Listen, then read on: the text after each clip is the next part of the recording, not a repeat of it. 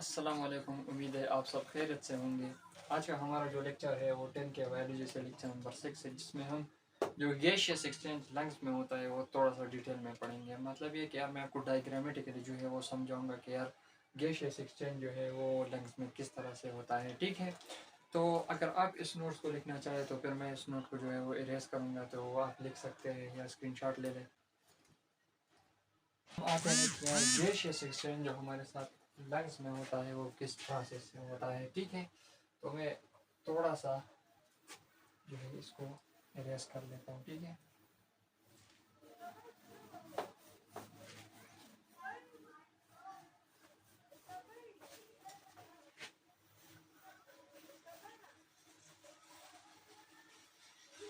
तो आपको पता है कि यार हमारे साथ जो गैशियस एक्सचेंज होता है वो हमारे साथ एल्वियोलाई में होता है, लंग्स के। ठीक है, मिसाल के तौर पर अगर मैं ये ले लूँ कि यार ये हमारे साथ जो है वो एल्वियोलाई है। ठीक है, इसके अलावा यहाँ पर हमारे साथ जो है वो ब्लड कैपिलरीज आए हुए हैं, इसके साथ अटैच है। ठीक है, तो इस तरह से मैं देख लूँ,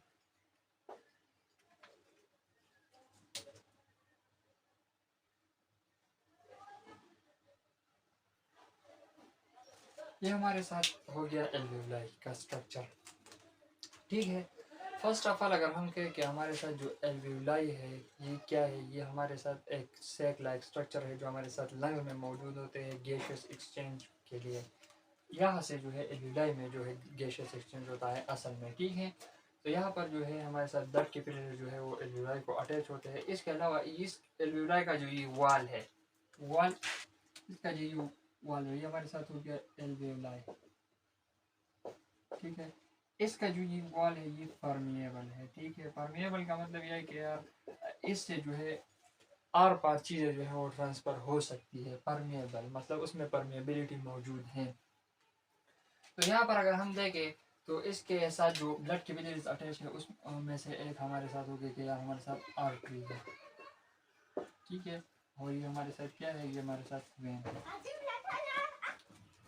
और ये हमारे साथ जो है ये वेन है।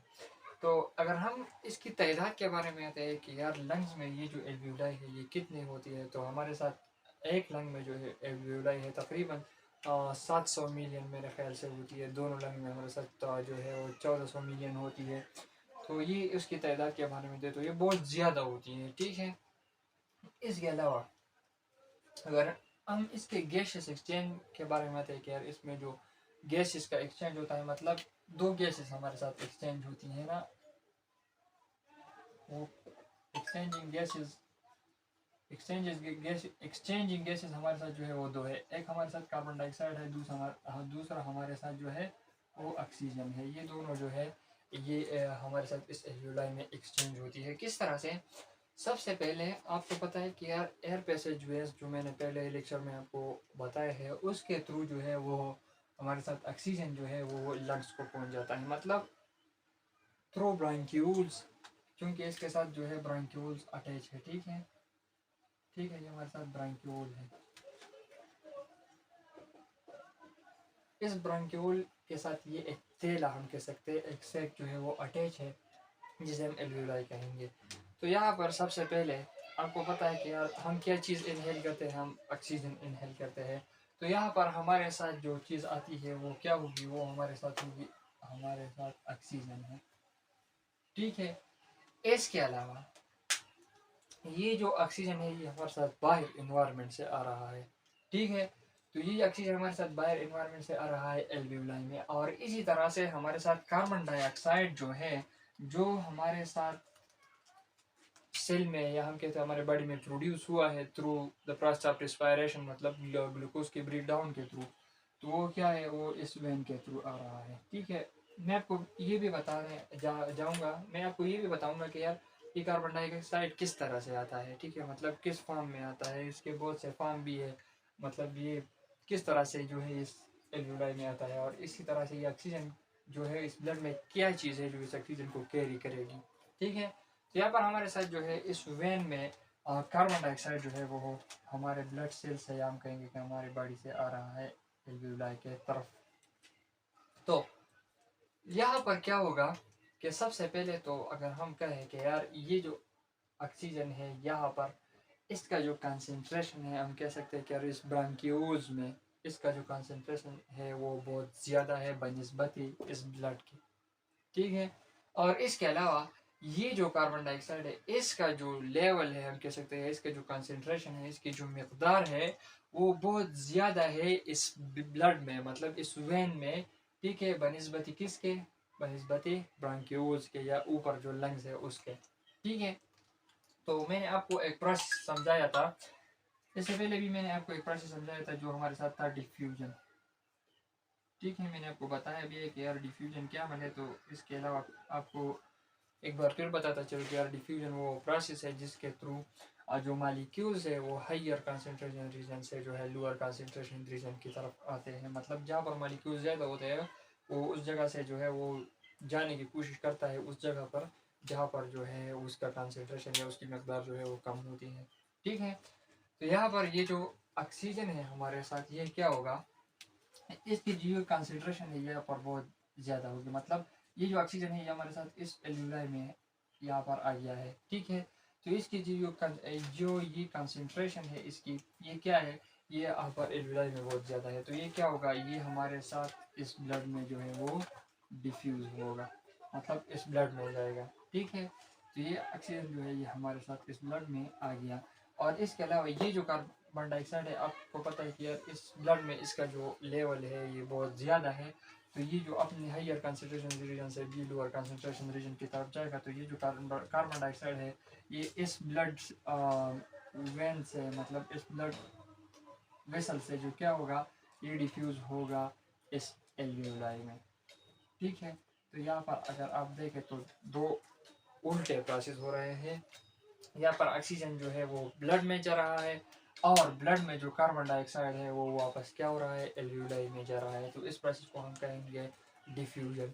यहाँ पर जो है और यहाँ पर हम इसको कह सकते हैं कि यहाँ पर गैस जो वो एक्सचेंज हुए, मतलब तब्दील हुए। एक्सचेंज हम तबादले को कहते हैं ना, कि यार जब हम एक चीज़ को देते हैं तो उसके बदले में अगर हम एक्सचेंज जो है हम तबादले को कहते हैं। तो यहाँ पर भी तबादला हुआ, ऑक्सीजन जो है ब्लड में आ गया और कार्बन डाइऑक्साइड जो है वो ब्लड से एल्यूलाई में चला गया। तो ये हमारे साथ यहाँ पर गैशियस एक्सचेंज हो है वो कंप्लीट हो गया।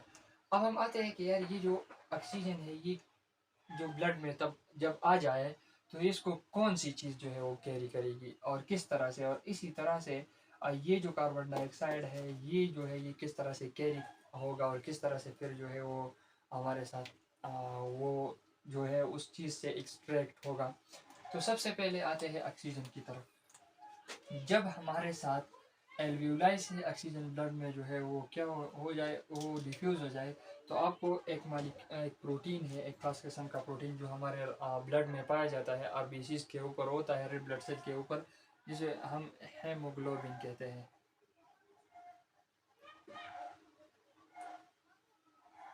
ये हमारे साथ हेमोग्लोबिन है, एक किस्म का प्रोटीन है जो तकरीबन 576 डिफरेंट अमीनो एसिड से बना हुआ होता है। तो ये हेमोग्लोबिन क्या करता है, इसको हम सिंपली HB से रिप्रेजेंट करते हैं, ठीक है।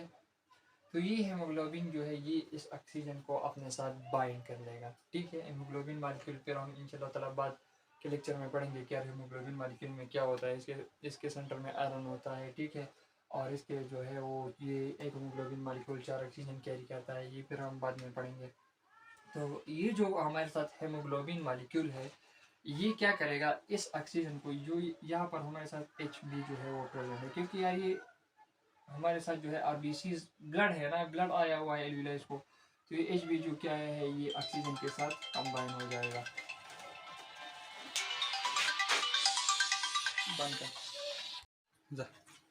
तो यहाँ पर ये जो हीमोग्लोबिन मालिक्यूल इस ब्लड में प्रेजेंट है ये ऑक्सीजन के साथ रिएक्ट करेगा। तो इसके नतीजे में क्या बनेगा, तो ये हमारे साथ इस तरह से रिएक्शन हो जाएगा कि यार HB जो है, तो हमारे साथ इस तरह से रिएक्शन हो जाएगा कि यार HB जो है ये ऑक्सीजन के साथ रिएक्ट करेगा और ये जो है ये जो ऑक्सीजन है ये इस हेमोग्लोबिन मालिक्यूल के साथ बाइंड हो जाएगा, मतलब जुड़ जाएगा, हम एक तरह से कह सकते हैं। तो हमारे साथ HbO2 जो है ये बन जाएगा। मतलब ये वो स्टेज है, इसको हम वो स्टेज कह सकते हैं कि यार जहाँ पर ऑक्सीजन जो है वो हेमोग्लोबिन मालिक्यूल के साथ बाइंड हो चुका है। तो ये थी ऑक्सीजन के बाइंडिंग का जो प्रोसेस था, ठीक है।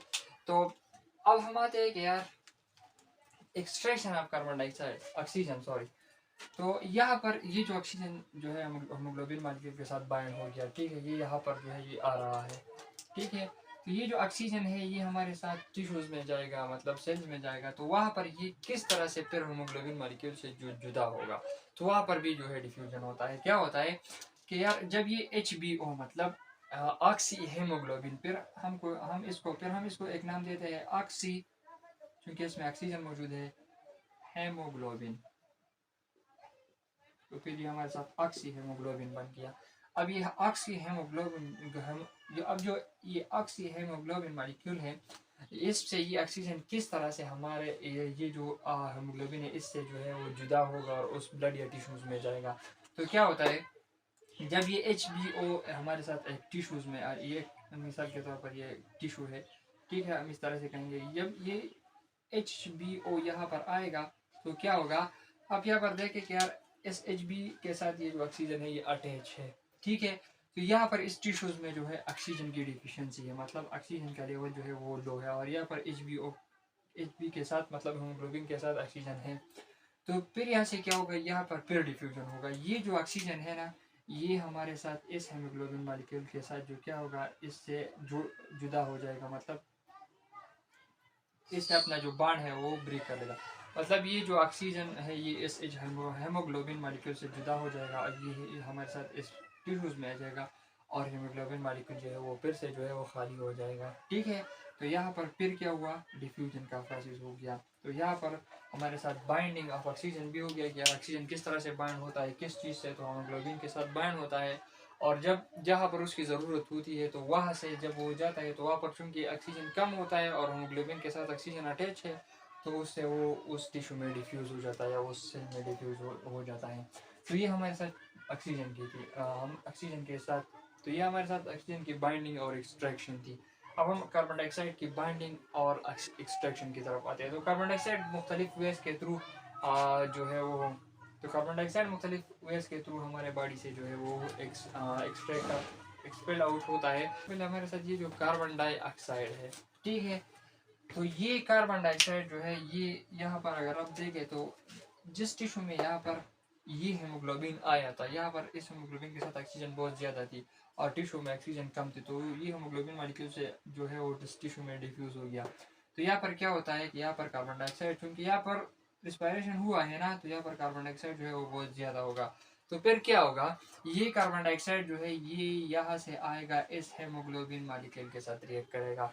तो फिर क्या होगा, HB जो है अब कार्बन डाइऑक्साइड के साथ रिएक्ट करेगा, तो हमारे साथ HB कार्बन डाइऑक्साइड बनाएगा, सही शो, ठीक है। तो ये हमारे साथ HB कार्बन CO2 बनाएगा। यहाँ पर आप देख सकते हैं यार उस टिश्यू में जहाँ पर कार्बन डाइऑक्साइड का जो लेवल था वो तो बहुत ज़्यादा था, क्योंकि वहाँ पर ऑक्सीजन जो है पहुँच गया, तो वो जो इस टिश्यू में डिफ्यूज़ हो गया, क्योंकि इसमें इसकी ज़रूरत थी, क्योंकि इस टिश्यू को ऑक्सीजन की ज़रूरत थी। यहाँ से जो कार्बन डाइऑक्साइड प्रोड्यूस हुआ है ग्लूकोज के ब्रेकडाउन के थ्रू, वो वापस इस टिश्यू से बाहर आके ब्लड में क्या होता है, इस होमोग्लोबिन मॉलिक्यूल के साथ रिएक्ट करता है, मतलब बाइंड हो जाता है। तो ये इसके कार्बन डाइऑक्साइड के हमारे साथ, तो ये कार्बन डाइऑक्साइड की बाइंडिंग थी यहाँ पर चूंकि कार्बन डाइऑक्साइड जो है वो हीमोग्लोबिन मॉलिक्यूल के साथ बाइंड हुआ है, ठीक है। तो वो क्या होता है कि यार यहाँ पर जो है हमारे साथ HbCO2 आता है, मतलब यहाँ पर भी हमारे साथ होमोग्लोबिन मॉलिक्यूल जो है वो आते हैं,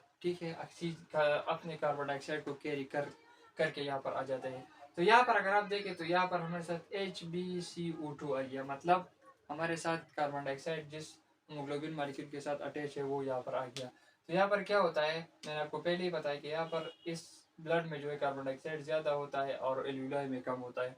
तो इससे क्या होता है, यहाँ पर फिर डिफ्यूजन हो जाता है, यहाँ पर होमोग्लोबिन मॉलिक्यूल से कार्बन डाइऑक्साइड जो है वो डी अटैच होके इस एल्यूलाई में चला जाता है। तो यहाँ पर हेमोग्लोबिन मॉलिक्यूल फ्री हो जाता है और यहाँ पर क्या होता है, डिफ्यूजन प्रोसेस होता है, या हम कह सकते हैं कि यहाँ पर हेमोग्लोबिन की एक्सट्रैक्शन हुई।